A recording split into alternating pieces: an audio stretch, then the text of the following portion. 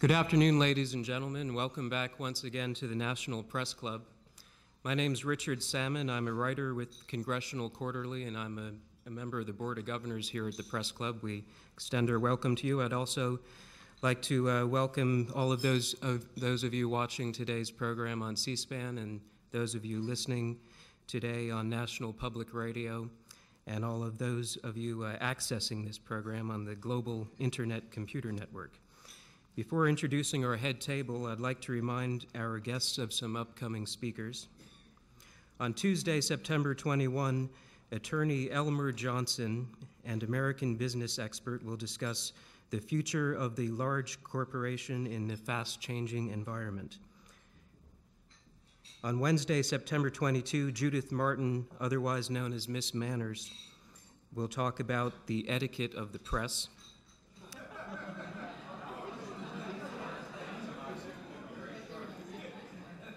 Come on now, don't laugh, that's impolite. And on Thursday, September 23rd, the Speaker of the House, Tom Foley, will discuss congressional reform. Other upcoming luncheon speakers include Chairman of the Joint Chiefs of Staff, General Colin Powell, Chairman of the House Energy and Commerce Committee, John Dingell, Secretary General of NATO, Manfred Warner, and Labor Secretary Robert Reich. Audio and videotapes of Press Club luncheons are available through the National Press Club Library or by dialing 1-800-952-TAPE. If you have any questions for our speaker today, please write them down on the cards provided at your table and pass them up to the head table. They'll be passed to me. I'll ask as many as time permits. I'd like now to introduce our head table guests and ask them to stand briefly when their names are called. From your right, Linda Harrington of the Chicago Tribune, Tom Strong of the Associated Press, David Hawkins, Illinois correspondent for Thomson Newspapers, Jane Jenkins, counsel to Senator Simon, Senate Judiciary Committee, Robert Estill, Copley News Service, Mrs. Paul Simon, also known as Mrs. Jean Simon.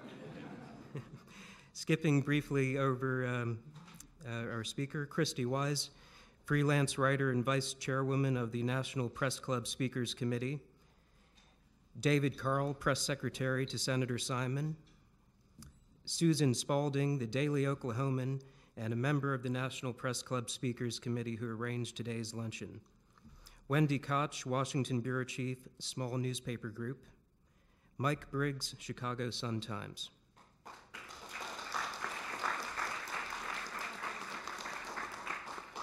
I'd also like to thank staff members Melissa Bender, Pat Thornsberry, and Melanie Abdow-Dermott for organizing today's luncheon.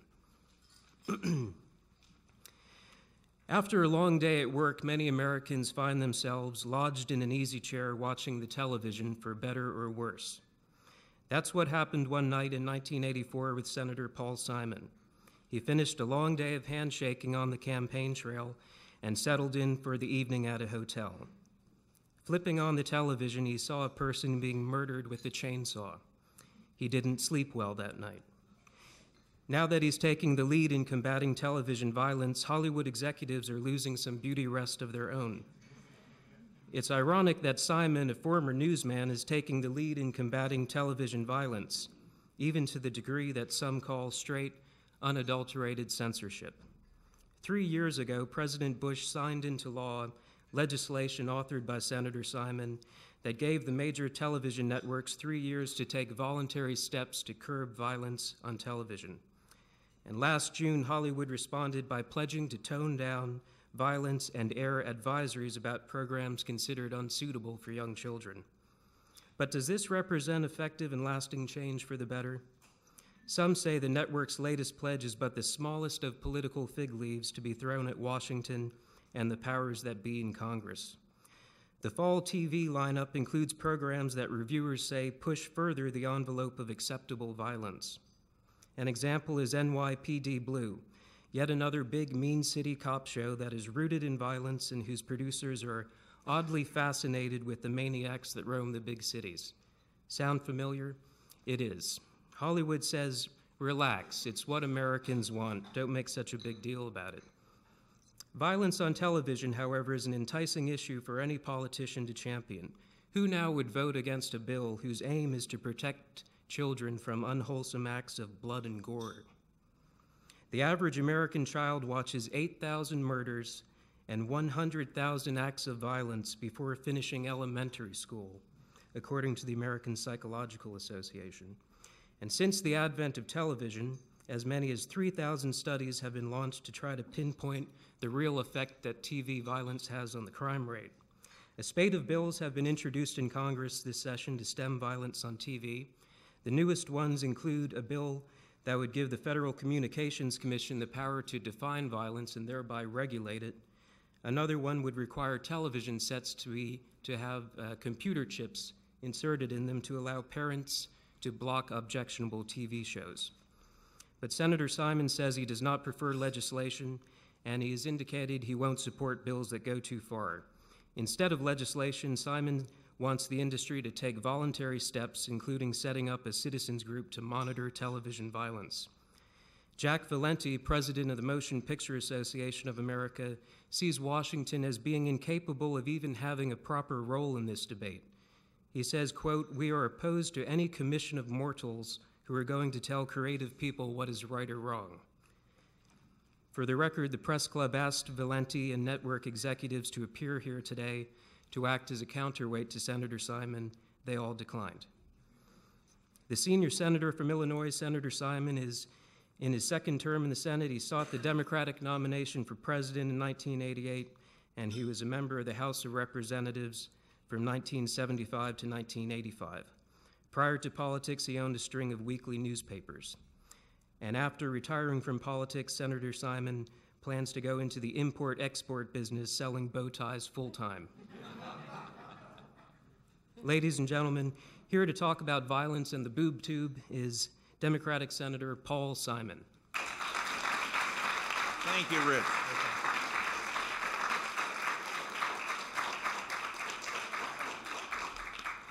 Thank you very, very much, Rich. You're the best-dressed introducer I've had in a long time. I am pleased to be with you here, and I think it's appropriate to note before I launch into my subject that this is the beginning of the Jewish New Year, and what an exciting Rosh Hashanah this is with what took place at the White House 4 days ago. It's a little like the fall of the Berlin Wall. Doesn't mean that there aren't going to be difficulties ahead, but the landscape is permanently changed and changed for the better. We have a culture of violence in our country. You can pick up the morning newspaper, watch the TV news or any place else and learn about it. Tuesday's Chicago Tribune, let me just read you 3 paragraphs from a story here. It was Mortal Monday, the release day for a home video game so bloody it comes in 2 versions, with or without the gore. The debut of Mortal Kombat officially on Monday, though some stores started selling it as soon as they received copies last week, again raised questions about the effects of violence on children. Mortal Kombat is a fantasy martial arts game in which 2 opponents fight a 3-round bout. When you've defeated your opponent, you can finish him by ripping his beating heart from his chest or tearing his head off, pulling out his spine along with it. Backed by a $10 million advertising campaign, Mortal Kombat is expected to sell 2 million copies in the next few months, said Aline Mills of Acclaim Entertainment, Inc., the Oyster Bay, New York company that produces the game. She said the target market is 8 to 13-year-old boys. That suggests to me something is wrong in our culture. And part of what is wrong in our culture is glamorized entertainment, television violence.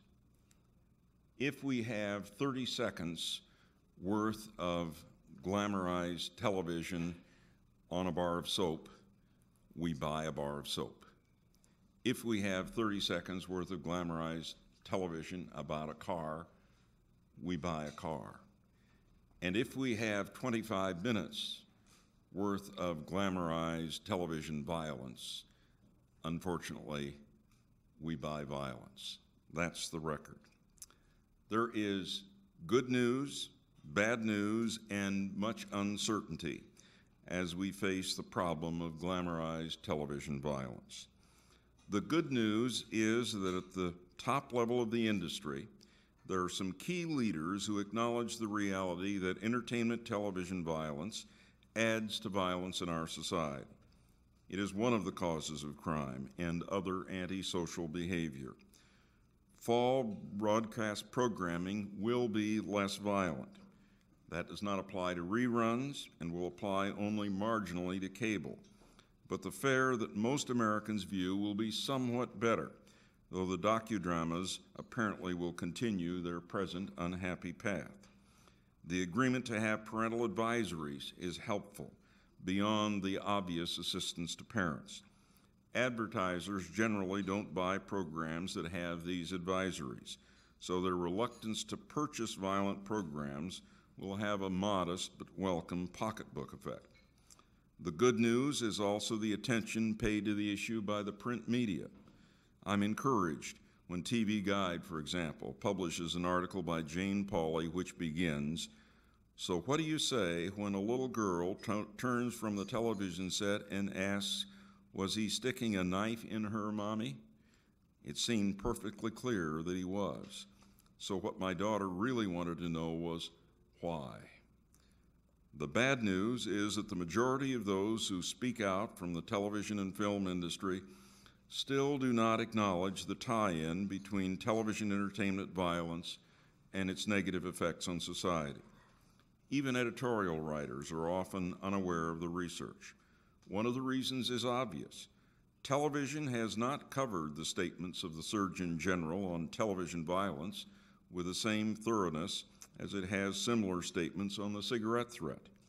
The fact that the National Institute of Mental Health twice has warned us about this problem is almost unknown. Research on this issue is overwhelming and points in one direction. There have been, at last count, more than 2,000 studies and reports, many of which are substantial, and in different ways they all deliver the same message, that glorified violence on the TV screen harms our society. As early as 1969, a national commission headed by Milton Eisenhower warned, and I'm quoting, "We are deeply troubled by television's constant portrayal of violence. It is pandering to a public preoccupation with violence that television itself has helped to generate." In 1969, when that report was written, research was limited. But today, research is solid and unquestioned by any serious scholar. The bad news is that in my August 2nd speech in Los Angeles, I challenged at least a few in the industry to occasionally broadcast a simple message: warning, watching too much television violence may be harmful. No major public health problem has been so studiously ignored by the TV industry as this one. I am unaware of any response to this challenge, but I will send a letter to the television stations and cable systems of the nation urging that at least once a day this public service warning should be voluntarily aired. I understand why people in the tobacco industry do not want to acknowledge the harm that cigarettes do. And I understand why people in the television and entertainment industry do not want to acknowledge the harm that glamorized violence on television does. But those of us who do not have a financial stake in the industry must speak out forcefully.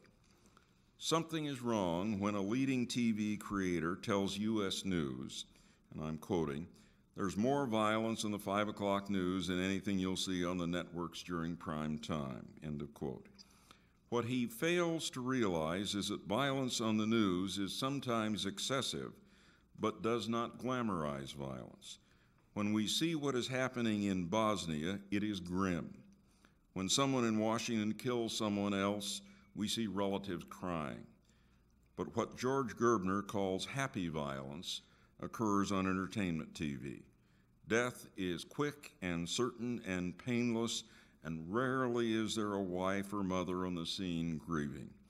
On the news, violence is a grim, illogical way to solve problems. On entertainment television, violence is a logical means of eliminating problems. Something is wrong when a widely known children's program is produced in two versions, the violent one for the United States and the nonviolent one for distribution to the other nations of the world. When a spokesperson for the show was asked about that by the Christian Science Monitor, she replied that there is no objection to the violence in the United States, and by implication that they feel it adds to its salability here, while other nations would not tolerate that. She said, and I quote, "At home we don't get many objections to violence in our shows. American kids are used to it, but abroad it's a very different story.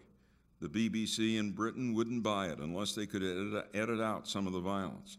It's that version that we sold to the rest of the world. Otherwise, it wouldn't have done nearly as well." The good news is that 3 major polls show that the overwhelming percentage of the public recognizes the tie-in between television entertainment violence and crime. It is of interest that the higher the level of the education of the person polled, the greater the recognition of the problem.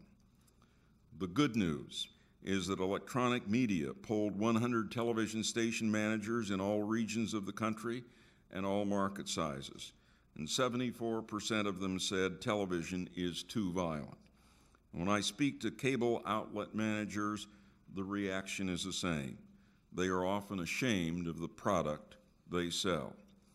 Also of interest, and perhaps of significance, is the Nickelodeon survey of young people ages 8 to 12 years old, which found that 80% said there is too much violence on television.